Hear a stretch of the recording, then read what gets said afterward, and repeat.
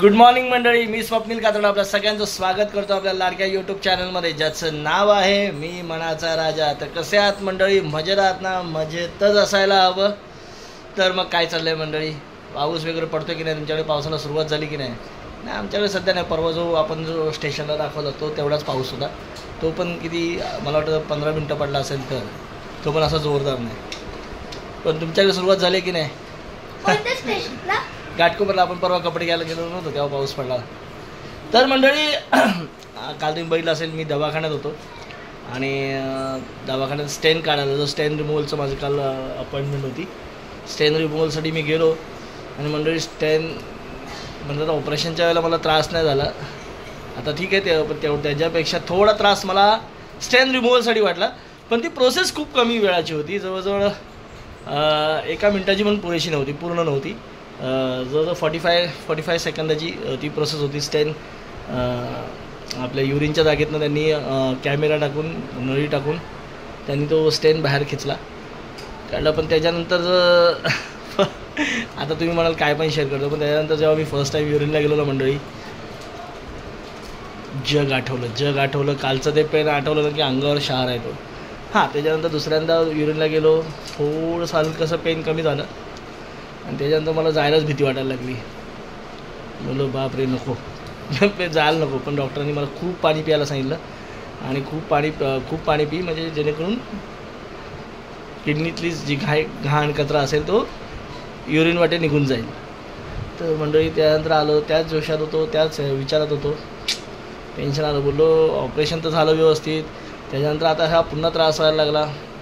हे त्रास व्हायला म्हणजे ते बरोबर आपल्या एवढीशा युरिनच्या जागेतनं त्यांनी तो पाईप टाकला, त्यामुळे तो पेन होणारच होतं.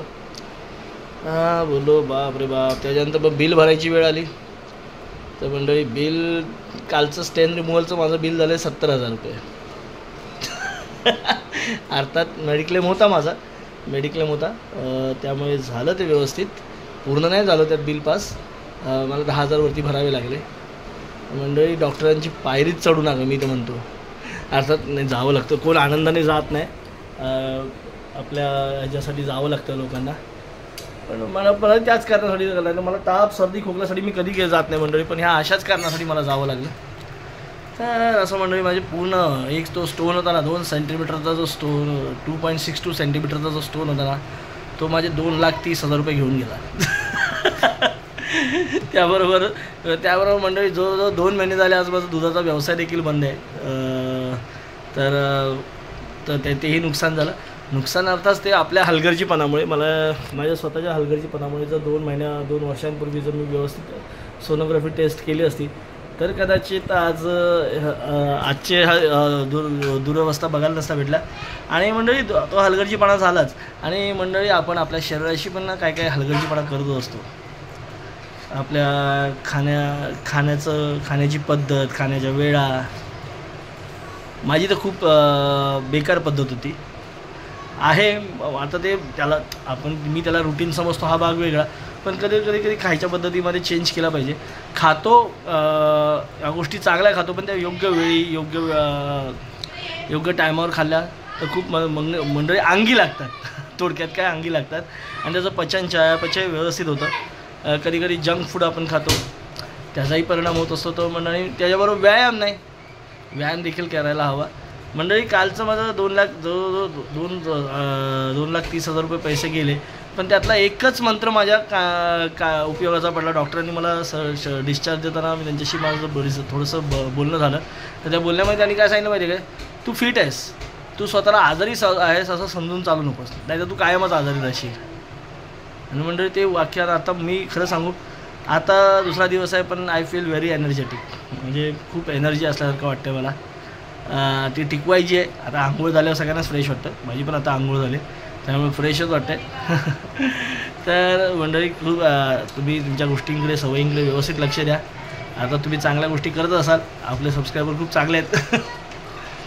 तर माझ्या बाबतीत जे घडलं ते तुमच्या बाबतीत घडू नये एवढीच सदिच्छा आपल्या सगळ्यांना. आणि आपल्या ब्लॉगची सुरुवात झाली आता. तर चला आता या नाश्ता करायला तुर्तास तरी. आज मला नाश्ता आणून दिला आहे. दक्ष काय रे? पोहे केलेत. दक्षच्या आईने पोहे केलेत आणि मी खातो आहे. तर चला या नाश्ता करायला. मंडळी आज बुधवार आहे तर मच्छी आणले समीक्षाने. काय आणले इथे? कोळंबी आणली आणि काय आणले? हलवा. चला मच्छी साफ करायचं काम चाललंय इथे. हे बघा या मंडळी जेवायला ते मस्त की आपली मच्छी फ्राय करून झालेली आहे. इथे मस्त की कोळंबीचं सार आणि आम्ही जेवायला बसलोय. गट्टू आहे इकडे.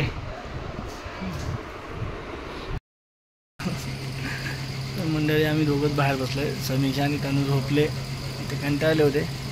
आमचं ऑफिसचं काम आता संपलं आणि आता बसलोय जरा बाहेर हवेची प्रतीक्षा करत. पण हवा काय आहे नाही इथे आणि पाऊस पण नाही. पावसाचं काय दूरवर हे दिसत नाही. ए गापे नीट बस.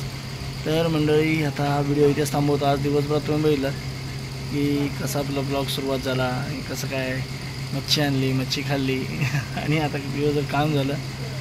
आता झोपायची वेळ झाली तर आता मस्तपैकी झोपणार छानपैकी आणि मस्त ताणून देणार. तर चला मंडळी. डायरेक्ट दुपारी झोपला होता ना. तर चला मंडळी. हवेची झुळूक आली, हवा आली. तर मंडळी आता हा व्हिडिओ इथेच थांबवायची वेळ झाली आहे. पुन्हा व्हिडिओ उद्या सकाळी. तोपर्यंत tata bye bye good night शुभरात्री. बाय.